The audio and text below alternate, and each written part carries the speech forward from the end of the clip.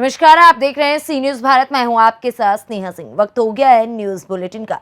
इस बुलेटिन में हम जानेंगे कहां दो बाइकों की टक्कर से 3 युवकों की घटनास्थल पर ही हुई मौत, कहां आंधी तूफान से जनजीवन हुआ अस्त व्यस्त, कहां रोड निर्माण के भूमि पूजन में मुख्य अतिथि के रूप में पहुंचे विधायक। ऐसी तमाम खबरों पर विस्तार से करेंगे चर्चा। तो चलिए शुरू करते हैं खबरों का सिलसिला।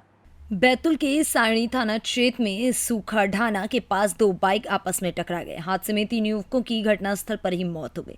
सारणी थाना प्रभारी रत्नाकर हिगवे ने बताया कि बुधवार शाम 5 बजे सूखा ढाना के पास दो बाइकों की आमने सामने की भिड़ंत हो गई। हादसे में मुल्ताई निवासी अंकित मालविया, सारणी निवासी शाहिल और एक अन्य युवक की मौत हो गई। हादसे में दीपक नाम का युवक गंभीर रूप से घायल हो गया। घायल को उपचार के लिए घोड़ा डोंगरी सामुदायिक स्वास्थ्य केंद्र में भर्ती कराया गया। बताया जा रहा है कि अंकित अपने दोस्त दीपक के साथ शादी की पत्रिका वितरित करने सारणी आया था। दीपक के सिर में हेलमेट लगा होने से उसके सिर में गंभीर चोट नहीं लगी। पुलिस के मुताबिक दोनों बाइक सवार तेज गति से वाहन चला रहे थे और रिमझिम बारिश भी हो रही थी। एक बाइक पर सवार युवक हाथ फैलाकर बारिश का आनंद लेते गाड़ी चला रहा था और हादसा हो गया। बैतूल से सी न्यूज संवाददाता नित्यानंद की रिपोर्ट। जनपद मिर्जापुर अंतर्गत लालगंज थाना क्षेत्र के दूबार कला चौकी क्षेत्र के महुलार गांव निवासी अधीर की ट्रैक्टर सड़क पर चढ़ाते समय पलटने से मौत हो गई। सूचना पर पहुंची पुलिस शव को कब्जे में लेकर पोस्टमार्टम करवाने की कार्रवाई में जुट गई। प्राप्त जानकारी के अनुसार बुधवार को लालगंज थाना क्षेत्र के महुलार गांव निवासी 51 वर्षीय किसान शिवराम मौर्य धान की नर्सरी के लिए खेत की जुताई कर घर वापस लौट रहा था। उसी वक्त ट्रैक्टर को सड़क पर चढ़ाते समय सड़क की ऊंचाई ज्यादा होने के कारण ट्रैक्टर अचानक पलट गया, जिससे वो ट्रैक्टर के नीचे दब गया और घटनास्थल पर ही उसकी दर्दनाक मौत हो गई। मिर्जापुर से सी न्यूज संवाददाता गौरव श्रीवास्तव की रिपोर्ट। फलदान लेकर जा रही यात्री बस अनियंत्रित होकर नहर में पलट गई। बस में सवार एक बालक एवं एक बुजुर्ग की मौके पर ही मौत हो गई। अन्य 8 लोग गंभीर रूप से घायल हुए। घायलों को जिला अस्पताल मुरैना एवं ग्वालियर रेफर किया गया। बस देवगढ़ थाना क्षेत्र के ग्राम खाडौली से फलदान लेकर शिवपुर की तरफ जा रही थी, तभी चिनौनी थाना क्षेत्र के ग्राम सिंगरौली गांव के पास नहर में अनियंत्रित होकर पलट गई। चिनौनी थाना पुलिस मौके पर पहुंचकर मृतकों के शवों को स्वास्थ्य केंद्र कैलारस पोस्टमार्टम के लिए भेजकर जांच में जुट गए। मुरैना से सी न्यूज संवाददाता रामकृष्ण की रिपोर्ट। सोनभद्र में आंधी तूफान का कहर दिखा। कहीं गिरी बिजली तो कहीं खंभों पर पेड़। वहीं आंधी तूफान में कितने लोगों के आशियाने भी उड़ गए। बता दें कि बारिश हुई तो आंधी तूफान भी यहां पर जमकर बरसा। सोनभद्र से सी न्यूज संवाददाता कन्हैयालाल की रिपोर्ट। विकासखंड हसनगंज की ग्राम पंचायत सिग्नापुर से सुंदरपुर रोड निर्माण भूमि पूजन में मुख्य अतिथि के रूप में पहुंचे 164 मोहान विधानसभा विधायक ब्रजेश रावत। बड़ी नहर पुल तक 1 करोड़ 27 लाख रुपए की लागत से 2100 मीटर लंबी सड़क के निर्माण कार्य का शुभारंभ विधायक ने खुद ही किया। 164 मोहान विधानसभा विधायक ब्रजेश कुमार रावत, ग्राम प्रधान तारावती पाल की अध्यक्षता में गायत्री यज्ञ के साथ भूमि पूजन किया गया। वहीं विधायक ब्रजेश कुमार रावत नारियल फोड़कर एवं स्वयं बुलडोजर चलाकर रोड का निर्माण कार्य का शुभारंभ किया। वहीं सभी को संबोधित करते हुए विधायक ब्रजेश कुमार रावत ने कहा, मैं गरीबों का विधायक हूं। मैं अपने विधानसभा क्षेत्र में हर संभव मदद करूंगा और चहुमुखी विकास करने की बात भी उन्होंने कही। उन्नाव से सी न्यूज संवाददाता पंकज राजपूत की रिपोर्ट।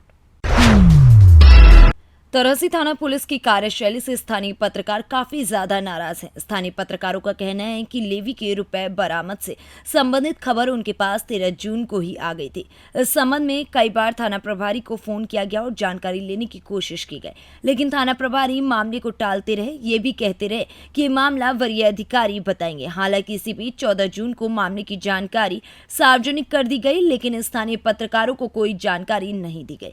नतीजा उन्हें खबर छपने के बाद भारी परेशानी हुई तो पत्रकारों ने कहा कि थाना प्रभारी का रवैया बेहतर नहीं रहता है। खबर देने में वो हमेशा हिचकते हैं। नतीजा उनकी खबरें छूट जाया करती हैं और व्यवहार कुशल न रहने के कारण काफी परेशानियों का सामना भी करना पड़ता है। तरहसी से सी न्यूज संवाददाता सत्येंद्र कुमार विश्वकर्मा की रिपोर्ट। शांति व्यवस्था बनाए रखने और किसी भी स्थिति से निपटने के लिए कन्नौज पुलिस होमवर्क में जुट गई है। एसपी कन्नौज अपनी देखरेख में सुरक्षा व्यवस्था से जुड़े बारीकियों से हर चीज का रिहर्सल करवा रहे हैं। एसपी बलवे की स्थिति पैदा होने पर उसे कंट्रोल करने की रणनीति भी बनाने में जुटे हैं। इन्हीं तैयारियों की बारीकियां सिखाने और परखने को कन्नौज पुलिस लाइन में दंगा नियंत्रण के लिए दी गई ट्रेनिंग का रिहर्सल किया गया। रिहर्सल में जिले के सभी थानेदारों को उनकी भूमिका के बारे में भी बताया गया। कन्नौज सदर कोतवाली इलाके के अलग अलग संवेदनशील स्थानों पर तैनात ये पुलिस फोर्स किसी बवाल या दंगे के कारण मुस्तैद नहीं है। फोर्स इन जगहों पर किसी उपद्रव को कंट्रोल करने की प्रैक्टिस करे। कन्नौज शहर के जिन 8 स्थानों को पुलिस ने दंगा नियंत्रण योजना के तहत चिन्हित किया है, उन सभी जगहों को पिछले हुए दंगों से सबक लेते हुए चिन्हित किया गया है। पुलिस लाइन पर्सन में बलवा लीड का आयोजन किया गया। क्या उद्देश्य है बलवा लीड के आयोजन के?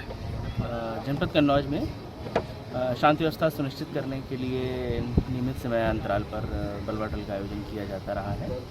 उसी के क्रम में यहाँ पर एक बलवा ड्रिल था, उसका रिहर्सल कराया गया, जिसमें सभी थानाध्यक्षों ने, सभी क्षेत्राधिकारियों ने भाग लिया और उनके जो वेपन्स थे उनको चेक किया गया और जो उनके एंटी रैट इक्विपमेंट थे उनको चेक किया गया और इसके अलावा जो एक स्टैंडर्ड प्रैक्टिस है वो कराई गई।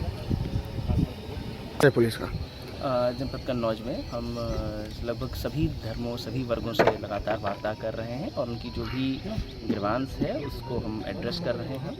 लगातार जनसंवाद हमारा कायम है, लेकिन फिर भी यदि कोई कानून अपने हाथ में लेने का प्रयास करता है तो उसके विरुद्ध कठोर कार्रवाई करने के लिए हम प्रतिबद्ध हैं। कन्नौज से सी न्यूज संवाददाता सीबू सैनी की रिपोर्ट। मथुरा के कोसी कला में कोसी कला व्यापार मेला महोत्सव में झूम रहे नगरवासी बताते चलें कि एक दशक बाद कोसी कला में मेला प्रदर्शनी का आयोजन हो रहा है। कोसी कला के हिंदू इंटर कॉलेज में दशकों बाद मेला प्रदर्शनी लग रही है, जिसमें दर्जनों छोटे बड़े झूले सस्ते व किफायती रेट पर बाजार लगा रहे हैं। खाने पीने की चीजों की दुकानें लोगों को अपनी ओर आकर्षित कर रही हैं। एक ही जगह पर सब तरह की खरीदारी देखने को मिल रही है एवं दर्जनों झूलों में नन्हे मुन्ने बच्चे एवं महिला पुरुष भी झूलों का आनंद ले रहे हैं। इससे पहले कोसी कला के हिंदू इंटर कॉलेज प्रांगण में लगभग 10 वर्ष पहले एक सर्कस का आयोजन हुआ था। उसके बाद आज तक कोसी कला में इस तरह के बड़े मेले का आयोजन नहीं हुआ। इसी बात को लेकर आसपास के ग्रामीणों के लिए गर्मी में कोसी कला व्यापार महोत्सव मनोरंजन साबित हो रहा है। मेले में पुलिस व्यवस्था भी चाक चौबंद है।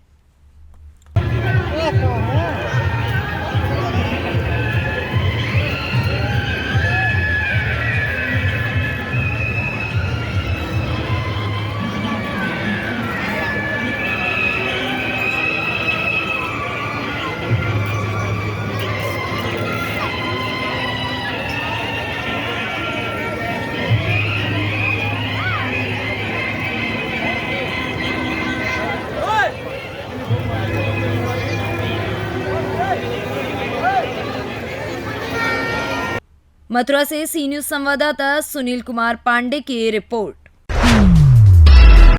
मिट्टी खनन माफिया हुए मस्त, प्रशासन मेले की तैयारियों में व्यस्त है। बता दें कि प्रशासन को लेकर अब काफी बड़ा सवाल खड़ा हो रहा है। बता दें कि फायदा उठाते हुए मिट्टी खनन माफिया अपने मंसूबों को अंजाम देने से बाज नहीं आ रहे हैं। बताते चलें कि गोवर्धन क्षेत्र में कई स्थानों पर मिट्टी खनन माफिया काफी सक्रिय नजर आ रहे हैं। वो सुबह से ही अपनी मशीन लगाकर अवैध रूप से मिट्टी खनन का कार्य शुरू कर देते हैं तथा प्रशासन से बेखौफ होकर मिट्टी सप्लाई का कार्य यहाँ पर लगातार जारी है। थाना गोवर्धन क्षेत्र के कोथरा, अडिंग एवं सकरवा गांव में खनन माफिया पुलिस के साथ आंख मिचौली खेलते हुए नजर आ रहे हैं। जब इसकी बात उप जिलाधिकारी गोवर्धन संदीप वर्मा से की गई तो उन्होंने कहा, खनन माफियाओं के विरुद्ध कठोर कानूनी कार्रवाई की जाएगी। इन खनन माफियाओं को छोड़ा नहीं जाएगा। जल्द ही ये लोग कानून की गिरफ्त में होंगे। सर, जैसा कि कोंथरा गांव और एडिंग में मिट्टी खनन का मामला सामने आ रहा है और धड़ल्ले से वहां खनन चल रहा है, मिट्टी खनन, उसके बारे में क्या कहेंगे सर? एडिंग के बारे में मुझे सूचना आज से 10 दिन पहले प्राप्त हुई थी। उस समय मैं तहसीलदार वहाँ पे रात में भेजा था, वो गोवर्धन में ही थे। मौके में ऐसा कुछ प्राप्त नहीं हुआ, ना ही बाईपास में, ना ही जो स्थान बताया गया था वहाँ पे। उसके बाद कल कौशल सूचना प्राप्त हुई थी। कौशल सूचना प्राप्त होने पर संबंधित थाने पुलिस भेजी गई थी, लेकिन पुलिस के पहुँचते ही संबंधित जो व्यक्ति उसके परिवार से भाग चुके थे।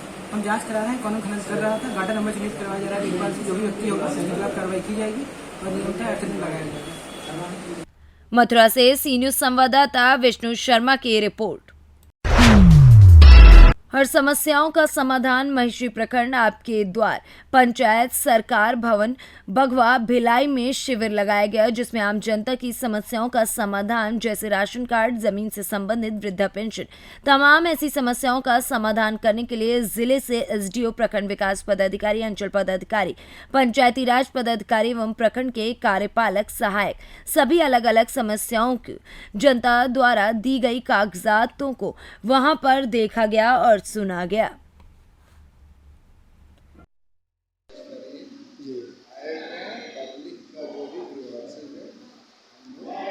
यानी पब्लिक का जो भी समस्या उन चीज़ों के समाधान के लिए है।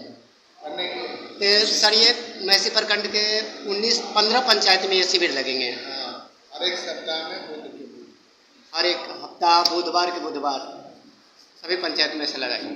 Thank you.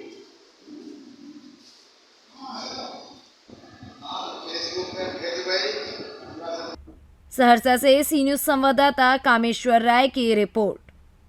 फिलहाल इस न्यूज बुलेटिन में बस इतना ही। देश दुनिया की ऐसी तमाम खबरों को देखने के लिए बने रहें सी न्यूज भारत के साथ।